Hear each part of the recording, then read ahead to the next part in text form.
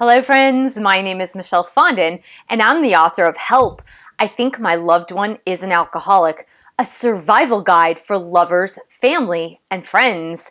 And welcome to my video forum on alcoholism and addiction. Today we're going to talk about your alcoholic in recovery, the first 90 days, what to expect. So you have waited for this moment for a really long time. You might have waited for this moment for 10 years, 20 years, 30 years or more. And finally, the moment is here. Your alcoholic loved one is getting into recovery and getting help for his or her addiction. It can be a moment of euphoria. It can be a moment of relief. It can be a moment of praise to God. But it is just the beginning. And it can be so difficult because you've waited so long and you want to see results. Now remember, we're talking about recovery here, which is different from sobriety by itself, and it's different from abstaining only from drugs and alcohol. Let me explain the differences to you here. Of course, you want your alcoholic loved one to stop drinking and drugging, or your addict to stop drugging and drinking, whatever comes first, the chicken or the egg. And that is fantastic, and that's what is necessary for recovery. However, if they are only sober, meaning that they are not in a recovery program, but they abstain from alcohol and drugs, just know that that is not recovery. Let me explain to you that alcoholism is a mental disease, physical disease, emotional, psychological, relationship disease, a disease of society, and it's also a spiritual disease. So this disease hits the alcoholic and addict on many levels. It's a multifaceted and multi-level disease. Not to mention that you, as someone who loves the alcoholic, is also integrated in this sticky mess of addiction. So that if your alcoholic simply stops drinking or stops using or both, that means that the disease itself is still there. As one of my alcoholics in recovery that I interviewed so eloquently put it, the ism is still there. So oftentimes, if this happens, if because of health reasons or other reasons, the alcoholic stops drinking or abstains from alcohol and drugs, then you often see the same behaviors that are linked to alcoholism in someone who is dry or not drinking, and that is not recovery. Recovery is when you abstain from alcohol and drugs and when you go into a program that helps you change the behaviors, the personality traits, and the decision-making process that caused the alcoholism and drug addiction in the first place. And it's an ongoing thing. It's not a one-time thing. It's not just like, oh, I'm going to go to a few AA meetings and that's it. It's an ongoing process. And it takes time, just like therapy takes time. If you have problems from your childhood, for example, and you need therapy to get over those problems from childhood, it's the exact same thing. Oftentimes, an addict has been at it for many years, if not decades, and it takes a lot longer to reverse the trend of everything that has been going on, the paths of destruction that are the result of all the drinking and drugging. And so in those first 90 days, you're going to see something that's very different. So at times, you'll see your alcoholic loved one being very sweet and caring, and because they're detoxing from alcohol and drugs, that they're sober, but then their sweetness is starting to come out. They don't have such a harsh personality that's coming out where it's like that constant anger and the ups and downs and the extreme behaviors of lying and flying off the handle and things like that. But you will see some of that as the person is getting sober. So what you can expect is that usually for the first 5 to 6 days, they would be ideally in a detox program. It's really dangerous, especially if a person is in the latter stages of alcoholism. It's really dangerous to just stop cold turkey because the body has become so accustomed to alcohol as part of its chemical makeup, the body's chemical makeup, that when you stop abruptly, then the brain starts to go haywire and the person starts having things like seizures, delirium tremens, and wet brain, which is really like, it's when the chemical reactions in the brain cause things like blackouts and amnesia, and again, those tremors and seizures as well. So those things need to be monitored by a physician and by a healthcare team, especially in that first week of sobriety. It's super important. And a lot of people overlook that fact. But if you don't, honestly, you don't know how much at the end your alcoholic loved one is actually drinking, because honestly, they're super good at concealing it. But in the end, rest assured, they're probably drinking more than they're eating. They're probably drinking more than they're drinking water. So detox program is usually that first step. So after that initial step, they will either go into a 30-day or 28-day in-resident rehab center, or they might opt to do an outpatient program, or they might opt to do 90 and 90. And that is a phrase from AA and NA and other recovery groups where they do 90 meetings in 90 days, where they're doing at least one meeting a day. Now, someone who is not an alcoholic might think, oh my God, that's excessive. But you need to realize that addiction is something extremely strong, and it's something really hard to get over. So they need that network of support. They need that support network system in order to get through the day and not pick up a drink or a drug. It's so important that they have that support network. And this might be the first time in their adult life that they have gone through an entire day without picking up a drink or a drug. It might be, and for many alcoholics, that's the case for their entire adult lives. They have gone every single day with the crutch of alcohol and drugs to get them through the day. So all of a sudden they don't have this crutch anymore, and it can be really, really difficult for them to just get through that one day. So as they're going to meetings, they will also need a sponsor. And a sponsor is someone who is a mentor in the program, in Alcoholics Anonymous or Narcotics Anonymous, who is a seasoned person in those organizations, hopefully with at least 2 to 3 years sobriety and recovery under their belt, so that they can mentor the newbies. They can mentor these newly sober people that come into the program. Here's another question that I get. The question that I get is about same-sex versus opposite sex, or same gender versus opposite gender sponsors.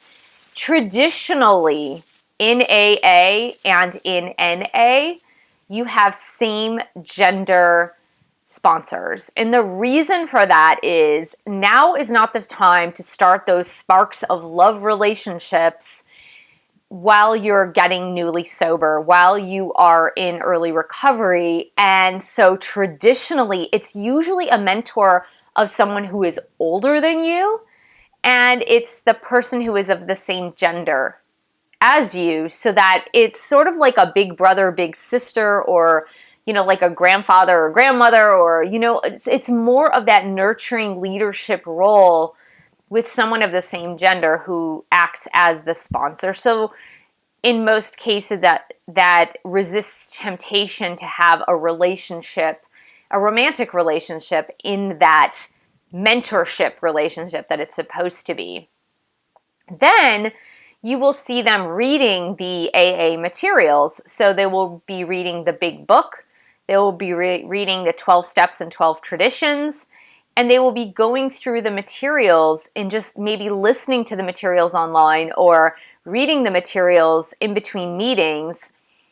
And it's so important that as a loved one of an alcoholic in early recovery, that you create that supportive role for them. And you know that they've been absent all these years, that they haven't been able to participate in family activities and they haven't been able to participate in day-to-day activities, really. Maybe they've been without a job and they haven't been paying the bills, or maybe they haven't taken care of the kids, or they haven't provided a supportive role as a spouse, for example, for you. But just know that the first 90 days is not the time to ask them to take on more tasks. I know you've been waiting for so long for them to be sober, but now is not the time. Those first 90 days are so crucial that so many addicts don't make it through those first 90 days because it's super hard. They're experiencing cravings, they're experiencing withdrawal symptoms, they're experiencing a lot of turmoil. They experience a lot of brain fog where their brain just isn't working properly. Their memory's a little bit sketchy, where some memories are coming back because they can now think a little more clearly. But then on the other hand, some of their memories are still fuzzy and they're not really sure of some of the things in their past. They may have experienced a lot of blackouts. And so blackouts are just like periods of amnesia where they don't remember anything. And those things might still haunt them as they're trying to make sense of what happened. It's kind of like awakening from this dream that doesn't seem to make sense. So if you've awakened from a dream and you have like these bits and pieces of the dream, but you're not really sure what happened exactly in the dream, that's what it's like for an alcoholic in early recovery to wake up into the reality of their life in this world. And it can be scary and it can be confusing and it can be just this moment of uncertainty that who am I? Like, who am I sober? I don't understand who I am sober. And so it's this great moment of confusion. And they might do things that are still seemingly a little bit irrational to you because they're trying to find themselves. So it's going to require a lot of patience on your end and a lot of kindness on your end and a lot of compassion on your end. And I know it seems like, gosh, I've been so kind and patient and trying to be compassionate and understanding all these years while my loved one was still drinking, and now I have to do it again?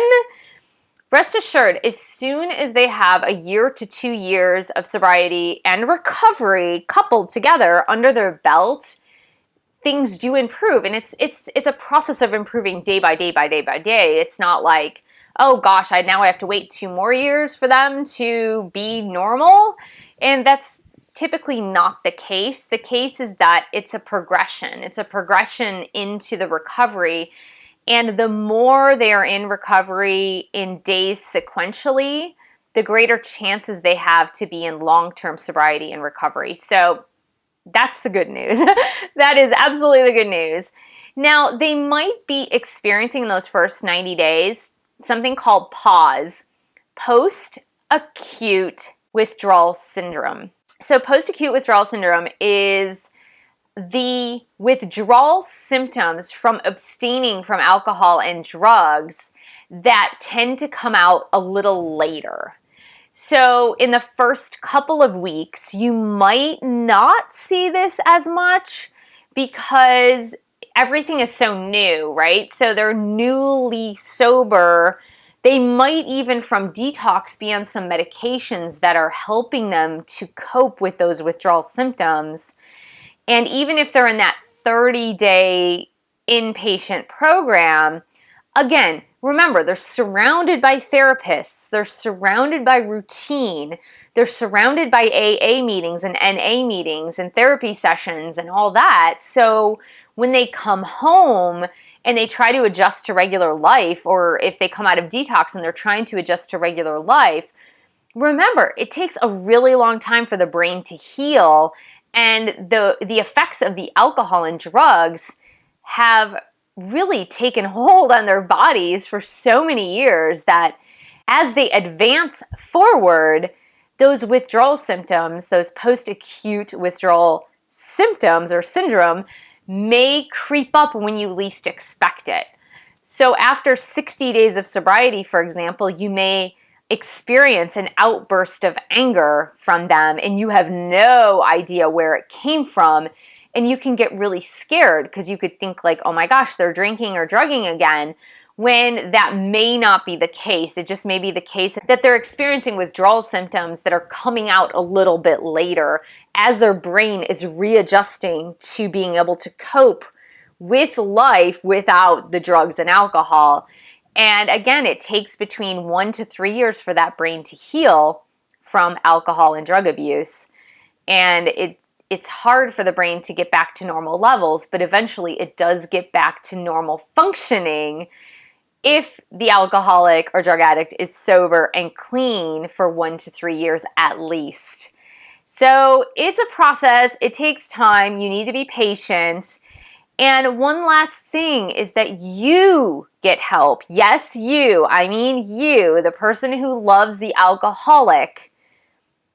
You need to get help because your enabling and codependent behavior that I've talked about in previous videos is going to hinder your alcoholic's progress, because if the alcoholic is changing and growing and learning and changing behavioral patterns and you stay the same, that relationship is not going to heal.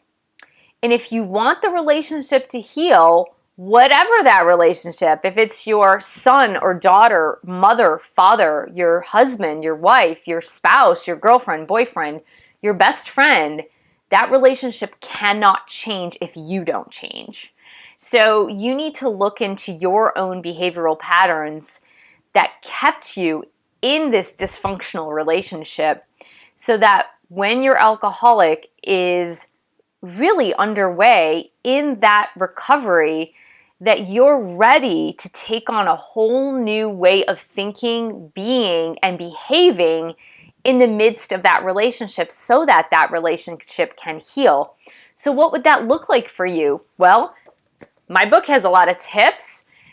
There are many books out there on recovery for the person who loves the alcoholic. You can go to Al-Anon meetings, Al-Anon family groups. Go to alanonfamilygroups.org. You can go see a therapist who specializes in addiction and recovery. It's really important that you get a therapist that understands the nature of addiction, because many therapists are not trained in the nature of addiction and recovery. Therefore, they don't really understand it. They may have had a course in school that talked about addiction and recovery, but if they don't know how to deal with people who are in these kinds of relationships and what addiction is like, they can give you misguided advice. So really stay close to the addiction community. Go to some AA meetings. That is super important. If you're not going to AA meetings in the beginning with your alcoholic loved one, which you can do, honestly, if they're open to it, then you can go to those meetings. But, pretty much keep your mouth shut or say something nice that, has to do with the 12 steps that they're studying or something like that. But try not to talk about your alcoholic loved one in front of them in their own meeting if you can help it. I made that mistake a couple of times when my alcoholic loved one asked me to attend meetings with him. And then I just talked about myself a little bit or talked about my path to recovery instead. Because sometimes they call on you and they ask you to talk, and you can always pass. You can always say, I'm sorry, I want to pass this time. I'm just listening. And if you go to AA meetings or NA meetings, just know that you need to go to open meetings if you're not an alcoholic in recovery or an addict in recovery. An open meeting just means that those meetings are open to everyone. A closed meeting means that it's only for people who are recovering from alcohol and drugs. So that is my advice to you. Stay patient in those first 90 days. Those are so crucial. And if your alcoholic loved one relapses, just be supportive and encourage them to get back into a meeting, get back to calling their sponsor. And you do the same thing that you did while they were drinking. You need to keep your hands off their addiction. It's their addiction, it's their recovery, and it's not yours. And I know that is the absolute hardest thing in the world to do. So thank you so much for joining me. Please subscribe to my channel below, share this video with friends, family, and your dog. Thank you for pledging your support on Patreon. I couldn't do this without your pledge and support. I try to produce 1 to 2 videos a day for you guys to feel inspired and educated in the realm of health and wellness. www.patreon.com/Michelle S. Fondin, and I will see you in the next video.